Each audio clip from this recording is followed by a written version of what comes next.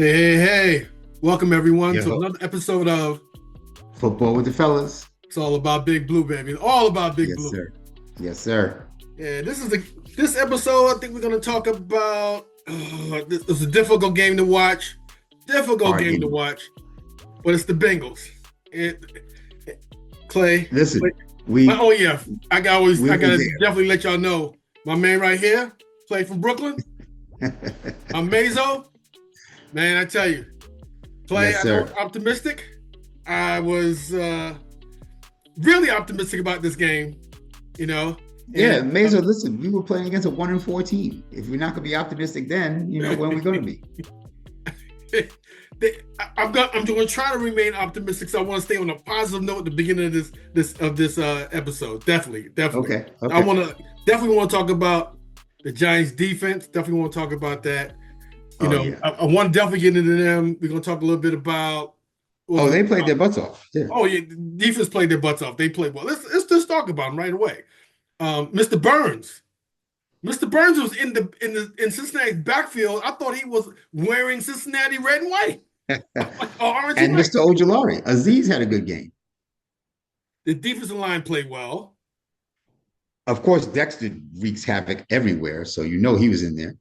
and it was cool. What sexy Dexy? Like Sexy Dexter is no joke. He is he's no joke. definitely no joke. I'm like, he was playing. I mean, he looked all pro-ish. Like Oh no, Sexy Dexy is not looking all pro. He's all pro. he, He's all pro.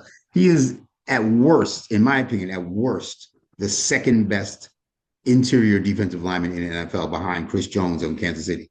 he showed it. They're like 1A and 1B to me. He showed it. He showed it. I He is mean, dominant. He is they dominant. they couldn't move him, and then he was getting in the backfield. You just see this mound of massive of manhood just slowly moving forward. Just right. And not always slowly. No, Sometimes he just picks people up and throws them at the quarterback. yeah. I love that. I love that. That was like He is the man. that He is was the man. giant defense right there. That was Those old giant school giant defense. defense. Right. And like you said, Burns and Ojulari coming off the edge. When the middle is being pushed back at you like that, you got to move left or right. And here comes these guys from the edge. We looked very good in the pass rush. We did. We really, really did. It's like I'm like, wow. I mean, come on. And I'll say this too. It's Mr. Chase for the Bengals. I thought he was just going to like run us out of the I was going to say the I was afraid of gym, that. but run us off the field at one point. But they did. Even the guys in the backfield, the safeties, the corners, they played a really good game. They played a good It game. was a solid defensive effort. And there I were was- two plays, really. The Joe Burrow scramble, which who saw that coming? right. That was the longest run of his career, probably back to high school. That's just not who he is. And then, that last touchdown at the end when we knew they were going to run the ball to try to, run out the clock. So we had everybody up on the line of scrimmage. And when you have everybody up on the line of scrimmage like that, if they pop through, there's nobody back home Right. to Right. make the tackle. So if that game wasn't at that point, that touchdown wouldn't happen. Not to mention the fact that they got the ball where they got the ball Right. was because we had to go for it on 4th and 3 because our field goal kicker was terrible and didn't give us, confidence that we could kick a 50-yard field goal. So we had to go for it and then fall short and then give them the ball right there at just about midfield. What A lot about of things, a lot of things. Yeah, what about that play? I know you know what I'm talking about. When we had Burrows the guy had him in the grass, in That was the end Azeez zone, didn't Ojulari. let him go. So here's what I'm pretty sure happened. When Ojulari hit him, he Right, hit him on the football. And he thought he caused the fumble because I saw him look down like he was looking for the ball. I'm almost certain that's what happened, that he hit the football and thought it was a fumble. And so he wasn't just letting go like, oh, I don't want to get a penalty. He was looking for the football. But Burrow still had the football, and then he rolled out and threw the right, ball away. So I'm pretty sure that's what happened. I haven't actually heard him say that, right. but I've watched that play 10 times. And I'm pretty sure that's what's happened. He thought, oh, I just strip sacked him. Where's the ball? Right. Okay. And in fairness, that's what you should do. If you think the ball's on the ground, You look should be for the looking ball. for it. But it didn't come out. I know the announcers kept saying, Neely, like he didn't want to slam him to the ground and all that, and like, That's what they were saying, but I right, don't think that's what it was. I really don't. not the way he let him go. Because Like you the say, way he let him go, right. yeah, He he could have let just him held on go, to him. Right. If he was afraid of getting a penalty, he could have just held on to him until the whistle blew. right, But he started looking at the ground like, where's the ball? and that would have But been let me give you some stats real quick since you were talking about their defense. So, and of course, stats don't tell the whole story, but they are part of the story.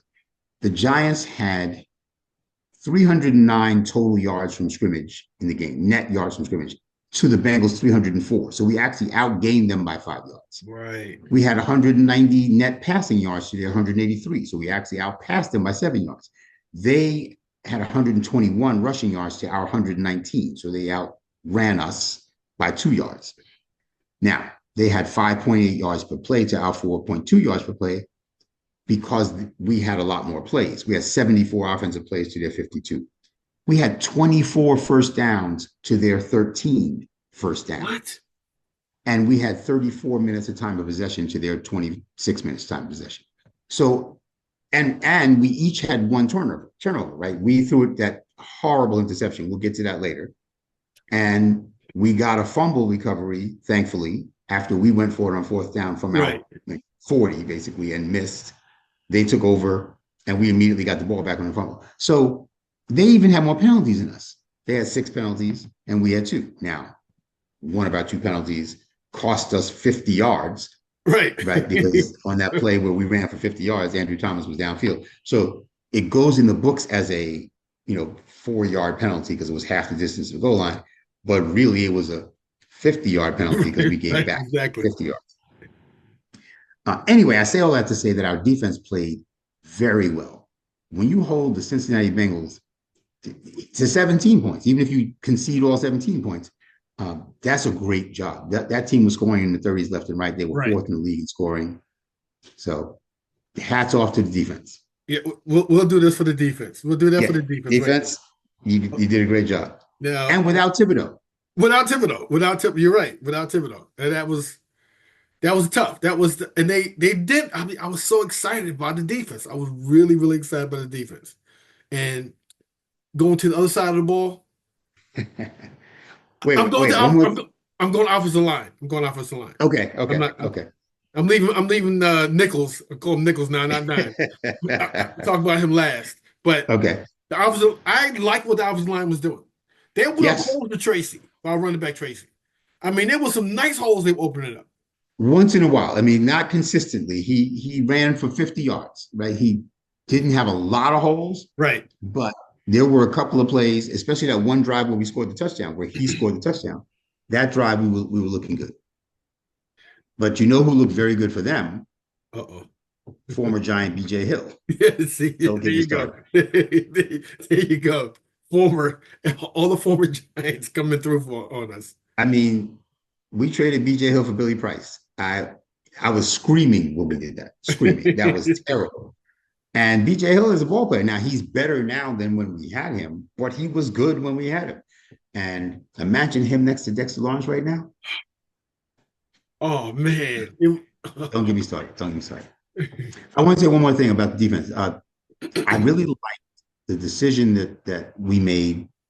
Brian Dable and Shane Bowen decided to put Tay Banks on T. Higgins, Yeah, their yeah. number 2 receiver or 1B receiver, and to just double team Jamar Chase. Like a lot of times you put your best cornerback on their best receiver. So you might have thought, why don't we put Banks on Chase? I like the idea that we were saying, you know what, let's try our best to take away Higgins and with one man and then just admit that we need to double team Chase. Right, And for the right. most part, it worked. Like neither of them lit us up. So I thought that was a very good strategy and it was executed well. Defense again. It was the defense. It'd be nice if we could do it on both sides of the line. And do it in the same game. During the same game. Like, well, that's what happened in Seattle, right? We had 3 different aspects of the team come through. We had decent offense, decent defense, decent special teams, all contributing to a win. Complementary football, as they call it. Correct, correct. This game, we only had defense. What about Special your teams man let you us down. wanted? What about your man you talked about trading? So Darius Slayton, okay. So again, let me start by saying Okay. when I say I want to trade Darius Slayton, I it want is to hear not because I don't think he's a good player. And it's it. not because I don't like him. I'm a fan.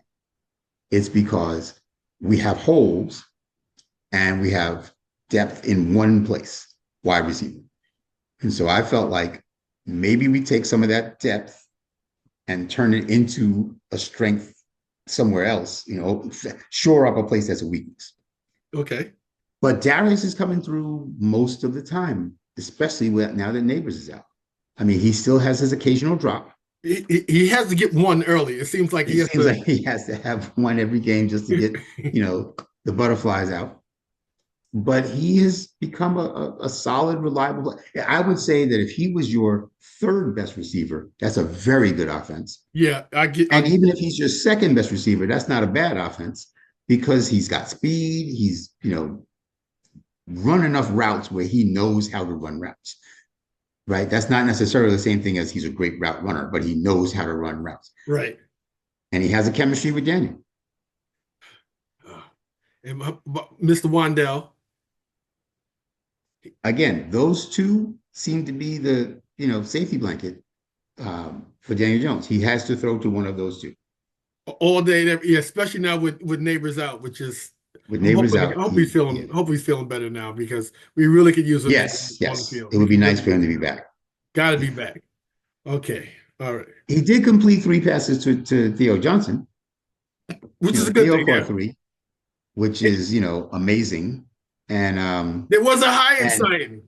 there was a Hyatt sighting and an Isaiah Hodgins sighting. Yes. So he Yeah. completed one pass to each of them as well. So, that's noteworthy.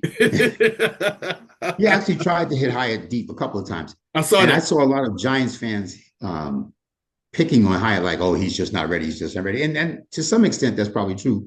But that one up the left sideline, the cornerback was holding his right arm down. So when Oh he tried yeah, to I reach out remember for that the one. ball, the guy was holding his arm down. So now that's a little bit of inexperience on his part to not anticipate that and maybe to swim his arm under to be able to reach up. But the fact is, when he tried to reach up, that guy grabbed his right arm and held it down. So of course he couldn't make that catch. But they're blaming him like he didn't show effort. It wasn't a lack of effort. He was being Right. held. Right. And wasn't that one he was on the sideline though? That was on the left sideline. It was a deep Right. one on the That's left yeah. side. Right. But there was another one that it looked like he had got bumped and lost the ball because then the ball fell like maybe 2 or 3 steps past him. Yeah, yeah. I remember And that it one. looked like he could have sped up to try to make a catch. But I think he just lost the ball when the Yeah, guy hit he him. did. He did lose it. He did lose it because And he he looked was like he like, was I don't know what the ball is. And then right. it Yeah. just landed right in front of him. I look at him play and I said, this is not the same guy I saw in college. And I'm like, Or even last year. He right. looked better last year. I'm just wondering, where are we seeing like, is he having trouble like picking up the offense? It's something. You would think it's the same offense, right? It's the same basic offense as last year. You would think that he would be better at it this year than last year, but it seems like he's regressing. He's totally regressed. All right. I don't know. You know where I'm going now, right? I gotta bring something in for you on this one. I gotta Okay. bring this in for you on this one. Okay. Can you see this? You see No, what? Can you see that? no, I just see you. Oh, you just see me? Hold on, because it's so pitiful. Is it a picture of our friend? Can you see that? Yes. Yes, now I see it. Did you see what it says? It says worst record by any quarterback in prime time since That 1970. man, how much does he make? All of the money. And he's still our All of starting the money. quarterback. We can't when you Listen, can't play in prime time, when you are I not a mean, prime time player there's and you're making any two gobs of cash, what does that mean? there's there's any number of reasons to let him go. This is as good as any. And and another thing about that is, I think you mentioned it before. I would think, and I'm saying now, the Daniel Jones watch is just begun for me because Okay. I think you Okay. mentioned You know what? about. You can take this off. This is just making me mad. Oh, when I'm going to show you in a minute, it's gonna make you even something we discussed before. But Okay. if when you mentioned before that if he gets injured, doesn't he have like a big He cap has an hit? injury clause that he'll be owed another $22 million next year if he can't play for injury. Now, can you see this, or do I need to make it Yes. Oh, bigger? I've seen that. I've seen, oh, Okay, I only brought this up for a quick reason here. We mentioned how the Giants do not throw long, right? right. They never ever throw long. Right. And we can see right here. Yes. Here's the line of scrimmage. Right. One, two, three, four, five, and one at the line of scrimmage. Six passes, five behind the line of scrimmage, one right at the line of scrimmage. Not a Oh, yeah. pass above 20, no, 15 yards downfield Right. that was completed. Right. He's not. Only look here, one, two, and three. He threw one bomb that was almost, it was like 35 yards. So we're not stretching the field. So what does No. everyone do? Everyone does what they press forward. They get everybody in the box. Everybody's coming downhill. Everybody's coming downhill. Now, of Oh, course, it's very frustrating to watch us um, try to play the type of offense that our quarterback enables us to play. And then you watch other teams play with a full playbook and, throwing the ball further downfield, and it doesn't have to be a whole lot of go routes and 40-yard passes, but there should be a whole lot more 15 to 20-yard passes. And there should be a couple of 40-yard routes so the safety's clear. So please, we please. gotta stop. Maybe we gotta stop throwing like that graphic showed that we don't throw any, there's no like post patterns. Everything is down the sideline. Well, again, when you say everything, there was three of them. There's not that many of those either, but Right, yes, yes. right, Yes, it would be right. great if we could run a post every now and then, or even just a seam route, right? If we run a tight end up the seam for 20 yards, but especially if you sent Hyatt on a post first and Right. then the tight end behind him up the seam so that safety has to go chase Hyatt and now the seam. George, Meso, these are plays we ran in flag football back in Brooklyn You go, in the 90s, right. you know, in the I, 80s and 90s. So it's not like this has to be invented. This is already invented. We're not right, inventing the wheel. We're saying roll the wheel out, please. right. Out and up. Somebody else do a post. And then after the post, have the number three guy hook in the middle of the field. If the safety doesn't go with the guy hooks in the field, then you throw the long post. If he goes with the guy with the post, you hit the hook. He can't guard And everybody.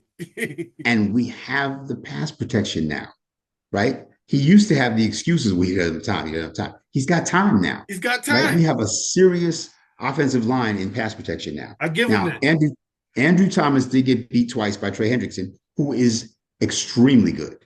That man had like 17 sacks last year. So no shame in getting beat by Trey Hendrickson twice. No, But for no. the most part, in fact, there was another stat I saw before the game that the offensive tackle with the most snaps in the NFL without giving up a sack is Jermaine Illuminor. He Whoa. has he is leading the league in snaps played Whoa. without a sack allowed for an offensive tackle. That was We unheard have of. time to throw. He's got time. He's got time. Throw the ball. He's got time. Tyrone Tracy had a nice game receiving also. He did. He did. He did. He had I think 6 catches for 57 yards Like as well as his, running for 50 yards. So he had over 100 yards from scrimmage. Tracy Young was man doing looks like he's skilled, and I think Devin Singletary deserves to get his shot when he comes back again. But it won't be Devin Singletary getting 15 carries and everybody else getting one or two. no, I no. think he and Tracy are going to be sharing that load. Yeah, it'd be the right thing to do. It definitely be the right thing to do. It's just that number eight back there. And you know what? I think he's trying to get hurt right now because do you see See do him you see him running the ball now and like, putting his lowering his shoulder shoulder. down? Like, what are you doing? And he's not like he was maybe I'm just trying to go back. Was it like 6 years now? How many years he's been with the Yeah, Giants? yeah. I'm trying to go back and remember his 40 because I don't remember him being extremely His fast. 40-yard dash, Yeah. if I remember correctly, he ran a 4.78, Okay, so he's not really running which away is from you. not especially fast. Right. So, and since he's had the injury, I think you were faster than that in college. he can't be faster. He can't be fast now after the injury. Now, in fairness, he's a fairly good sized man. I think he's like 6'4", 6'5", 220. He's 225. He's not a small guy, but he's not Josh Allen. And he looks like he's been watching Josh Allen films. And I don't know Right. if Brian Dable has been saying to him, watch some Josh Allen films, but he's trying to play that game. And he's not that guy. He's not that guy. He's not. He ran the option one time. I saw it. I knew he's going to pitch it. It's like this is Yeah, when are you going to pitch it? You just don't walk down the line. He's looking, looking, looking. And if I'm the defense, I wouldn't even have thought about him like not pitching the ball. right, But I'm right. like Daniel. I'm like he's looking. I'm telling you, he's got like another game and a half maybe before he gets hurt because he's running. I think he's running too much. He's running too I much. Listen, I don't mind him running. I mind the way he ends his runs. He needs to get down on the ground and He don't slide slide. He don't slide. instead of lowering his shoulder into linebackers. He was trying to run over Jermaine Pratt a couple of times in this It's game. not going to work. I mean, he's taking hits that, running backs don't really want to take. Right, So, right. so I agree. I don't think he's trying to get hurt. I think he's trying to show leadership. He's trying to show fire and trying to show that he should keep his job. I think that's what's happening. I don't agree that he should keep his job, but I think that's the No, motivation behind these no, decisions. no. I'm sorry. I got the Daniel Jones Nichols watch right now. I can't even call him Danny Dimes. Man, he's Nichols. He's two Nichols. I'm sorry. He's he can't, I just can't. Um, I'm just all in on Cam Ward. But the problem is, if the season ended today, do you know what pick we would have? don't tell me. I know now. 11. 11. We would How have the 11th pick in the draft if the season ended today. there's We're 10 not getting sorrier Cam Ward teams from than us? 11. I'm sorry. There's 10 There's 10 sorrier teams. teams. There's 10 teams with worse. Well, with either there's 6 teams with worse records than us. From 7 to 11, we're all 2-4. But because of strength and schedule, we're 11. So I look at tankathon.com is a website I use to just check that out. Where are we in the draft? And they're very good about that. But yeah, there are 1, 2, 3, 4. Yes, 5 teams that are 2-4. And we have the hardest strength of schedule of those 5 teams. So we pick last. Cincinnati, for example, is 2-4, but they would pick 7th. They're the lowest strength of schedule of the 2-4 teams, so they would pick first amongst us, at least in round 1. Then it flips every round. Anyway, long story short, we're not getting Cam Ward at 11, and we're not getting from 11 to 1 or 2 or 3. I'm pretty sure Cam Ward's going to go in the top 3, and we don't have enough to give up to get from 11 to 3. Now, I would never ask us to lose games. I'm not one of those No, people who no. says tank. You go out there, you play to win. Right. But the fact is, if we don't lose lose a lot more games, we're going to never have a shot at Cam Ward or any of the quarterbacks that are coming out that we thought might be worth taking a shot at. 11's not going to get it done. So even when we are sorry, we find a way to blow a way to improve our team. We did it last year when Tommy DeVito came in and won those 3 games last year. That took us from like the 3rd pick to the 6th pick. So instead of having a shot at Jaden Daniels and Caleb Williams, and I love Malik Neighbors, don't get me wrong.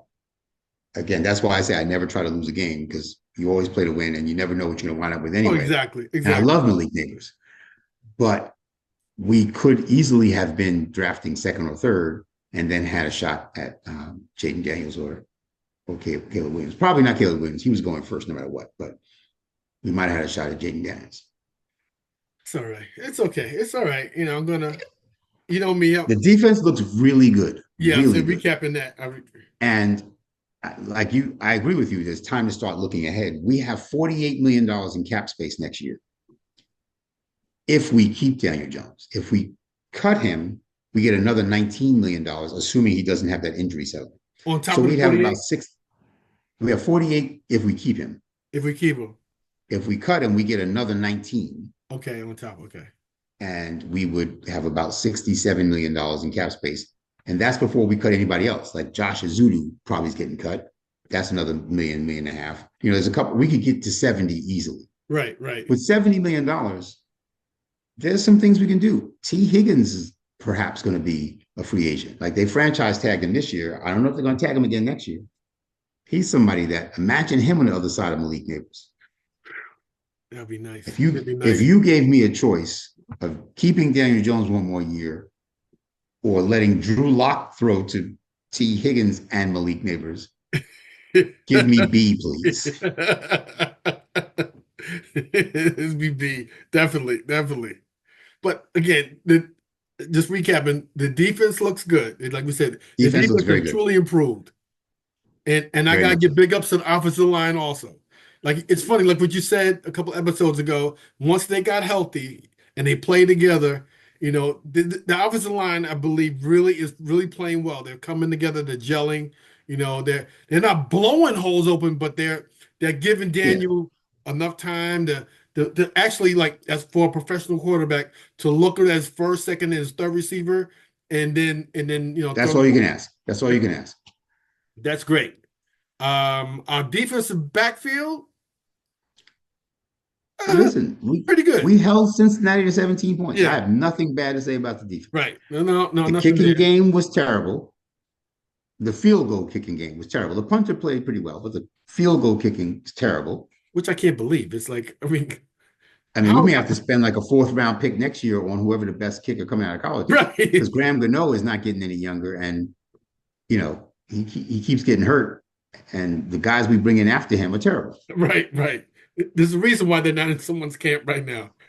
Right. See. And Graham Gano is scheduled to make $5 million next year. So, maybe we need to move on from him, find some young, fresh leg out of college and save $4 million and give that guy $1 million. There's plenty of them. Might be up to 75.